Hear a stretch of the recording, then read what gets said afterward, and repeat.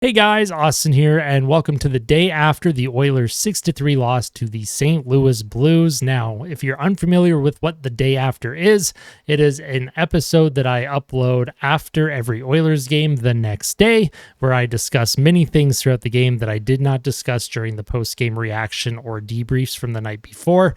It's a more elaborate post-game debrief, I guess you could call it, and if you guys seem to like these, and you guys really do seem to enjoy them, the reception to them has been very positive. Make sure you hit that like button. Make sure you hit subscribe and make sure you hit that little bell so that you never miss a notification when I upload a video or go live. Your guys' support means a lot. We are almost at 1,600 subscribers and we continue to build a terrific YouTube channel here in 2024. Now, for the day after discussion today, there's a few things I want to talk about. First one is going to be defensive structure. Second is going to be line shuffling. Third is going to be the eye test versus analytics last night. Some interesting numbers and things that I found during that. I'm also going to talk about the team discipline. I'm going to talk about the Oilers power play and just league power plays as a whole.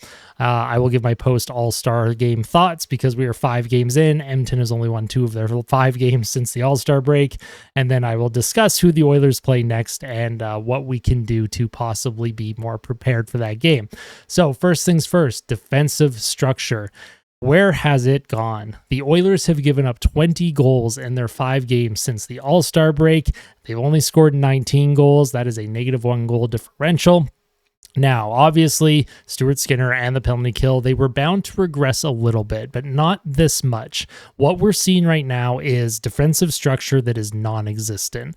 Whatever's going on in that locker room, and I know Chris Knobloch, there's only so much a coach can say, but there are old habits sneaking back into the team. This team, since the All-Star break, other than that game against Vegas, where I actually thought for the most part they played very well and they did deserve the win, the team looks like Jay Woodcroft's teams, where they're trading chances without actually committing to defense. And it's been very obvious lately. They got away with it against Detroit.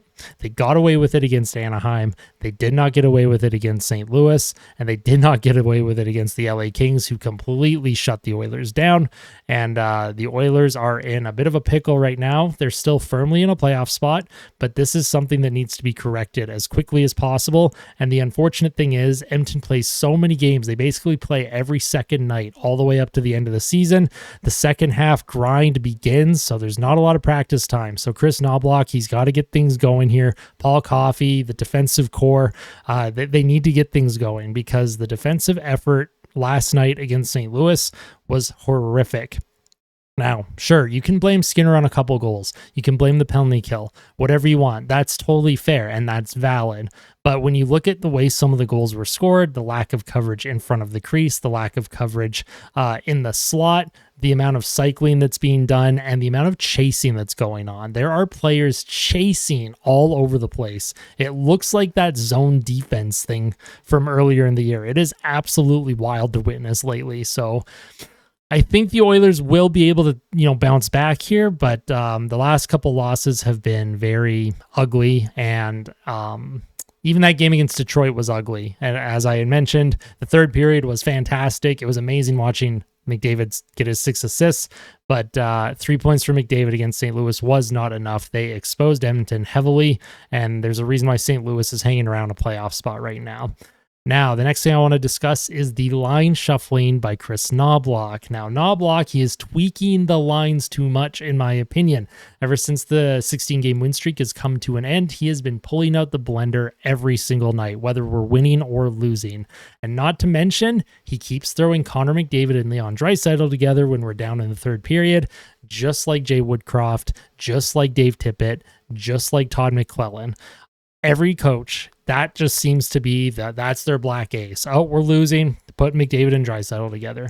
Now, that almost makes me wonder, is that a coaching decision? Or when the team gets down, is that McDavid and Draisaitl looking over at the coach going, hey, coach, put us together. We'll get you back in the game. Not them, telling the coach what to do, but I could see Leon and Connor being like, hey, we're going to pull this team back in it. What's happening, though, is that it discombobulates the lines for the rest of the period, and you only end up having one line going usually during the third period. Now, in saying that, putting McDavid and Draisaitl together did work out. They put Corey Perry on that line. They scored right away. Corey Perry had a nice goal at the top of the crease to pull Edmonton to within 2 goals, but then discipline became an issue. So we will transition into discipline. But basically my point with Chris Knoblauch right now, whatever your lineup is, stick to it, my man. You stuck to it during the 16-game win streak. Need you to start sticking to it a little bit harder. It's frustrating watching this team have the line blender out by the second period. If you want your guys to fight through it, fine. If you want to lower ice time, fine. But, just putting McDavid and Draisaitl together and being like, all right, let's hope for the best. And everyone else, we're just going to mix all the lines up and see what happens. Not a great recipe for success, in my personal opinion. Transitioning to discipline now, though. Against the St. Louis Blues, St. Louis ended up with 7 straight power plays after the Oilers had 3 in the first period. St. Louis got every power play for the rest of the game. 7 straight. They had 8 on the game total. Oilers ended up with 3. I almost gave 5. That is very strange to me because Edmonton was down 2 goals in the third, and you are 3 goals, and you usually don't see officials calling that many penalties against the team that is losing. It is a very, very interesting, I don't know what the word would be. I'm not being a conspiracy theorist, but I am curious what was going on there. Did Edmonton deserve a lot of their penalties? Yes. But with what St. Louis was getting away with, it's the consistency that bothers me. I felt like St. Louis was getting away with a lot, and it felt like every time the Oilers were touching a St. Louis Blue, especially the Connor Brown penalty, you can say what you want about Connor Brown's production, but that penalty was pretty weak. Desharnais expressing his frustration to the refs, he told the ref, "You're doing a great job," and then the ref gave him an extra penalty for unsportsmanlike. I don't blame the players for lashing out at the officials. And then after Edmonton made it a 2-goal game, they were pressing, and it seemed like as soon as Edmonton was pressing, blow the whistle, we ought to call a penalty on Edmonton. Not sure what's going on there. I don't think there's everyone thinks the refs are against them, but it is strange to see such a discrepancy in power plays given to one team as opposed to the other. And speaking of the Oilers power play, they have the 3rd lowest share of power play time in the NHL, despite controlling 57% of the expected goals for at even strength. So with Edmonton controlling that much play, you would think that if you have the puck more and you are generating more chances and you are in the offensive zone more, you would be generating more power plays, right? Well, no, they have the 3rd lowest power play ice time per game, or 3rd lowest power play share, or whatever you want to call it. Now, Pittsburgh, on the other side, Pittsburgh is one of the worst power plays the NHL has ever seen. It has been well documented how horrific Pittsburgh's power play has been. They lead the NHL in power play share ice time per game. So to me, I think it's pretty obvious that because Edmonton's lethal power play last season, it was a very historic power play. They set the all-time record. I think that has caused NHL referees to put the whistles away during Oilers games, unless it is to give the opponent a power play or to call something that is super incredibly obvious. Puck over glass, a high stick that cuts a player, cross-check to the numbers, something that as a ref, you have to call. Otherwise, you're getting a call from Bettman and going, okay, well, you're not coaching. You're not reffing playoff games now because what the hell was this? It's the ticky-tacky, slashing, hooking, holding calls that I find Edmonton gets called for a lot more than their opponents, and it is very frustrating to watch as a fan. So if you are a fan and you are frustrated with that, I share that sentiment with you. It is very confusing to me. Now, let's transition to the analytics. So last night at 5-on-5, the analytics were very favorable towards the Oilers, but the eye test for me told a different story. Now, when I was watching the game, I had notes here and I was writing. I was like, the Oilers look lackluster. They look flat-footed. They're not generating a lot. Sometimes you get a good shift, but I felt like St. Louis on the transition, St. Louis on the cycle especially, was really exposing Edmonton's defensive structure. Here's an interesting fun fact with the analytics here. And this is why the analytics versus eye test is very fun to discuss and why I like to bring it up, because neither side is ever 100% right. And it is a great discussion to bring up because the analytics had the Connor Brown, Derek Ryan, Matthias Janmark line at a 100% expected goals for percentage. That was the analytics based on Money Puck. Now, public data as opposed to private data, I'm assuming varies wildly. I didn't think the Connor Brown line looked great. Yes, he hit a post, but other than that, I didn't find that line generated a whole lot. So that was very interesting. And then the Nurse CC pairing had a 90.5% expected goals for share at even strength. Now, I did find Nurse CC struggled on the power play, but at even strength, I actually thought they did play solid. You never really noticed them too much when the game was not on a penalty kill for Edmonton. So I just wanted to mention that because the only player that was under 50% for expected goals for last night was Ryan Nugent-Hopkins. So that is a very interesting thing to look at. I just wanted to bring that up because I want to know what you guys think about that. If you're into analytics, what do you think about the analytics being so pro Edmonton during the game?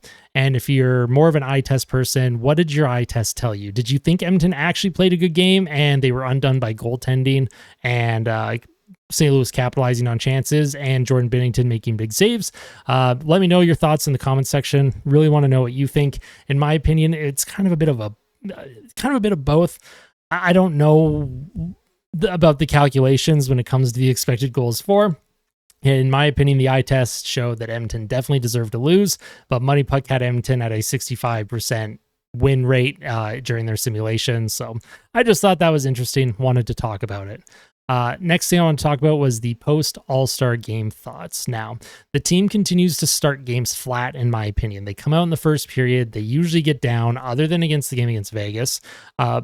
They get behind early, and then they fight their way back into it. It seems like they're chasing, and it seems like they play good hockey when they're chasing, but I would like to see them not play that style of game when they're chasing. I'd like to see them play that style of game when they are tied or with a lead.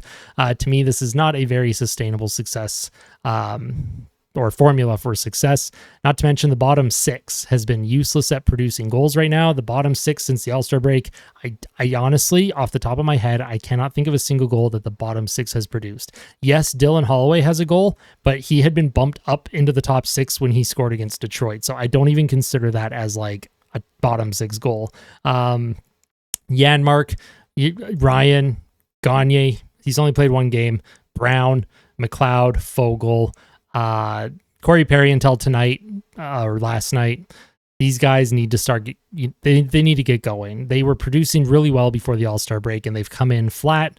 And the team needs help. Draisaitl, McDavid, Nuge, Hyman. They need help. They need extra scoring help right now. In my opinion, if James Hamblin is not hurt, I would call him back up. Put him, Gagne, and Ryan back together. That line seemed to play really well. They had really good fancies together. And James Hamlin's speed, I think, was like really, really key on the fourth line. And if you don't want Ryan and Gagne on the same line, you can sit one of them and keep playing Brown, I guess. I would rather throw Brown and Janmark on waivers. I know the penalty kill. It's been beaten to death. They're important on the penalty kill. I get it. Well, now the penalty kill is struggling, and they're trying different looks. I saw McLeod and McDavid on the penalty kill against St. Louis. So it's clear that the penalty kill was running at an unsustainable rate. So something has to give. Call up Lavoie, call up a shooter. I think that bottom six needs something. It just needs something to give it a push in the right direction. But other than that, that's pretty much my general thoughts of the game against St. Louis.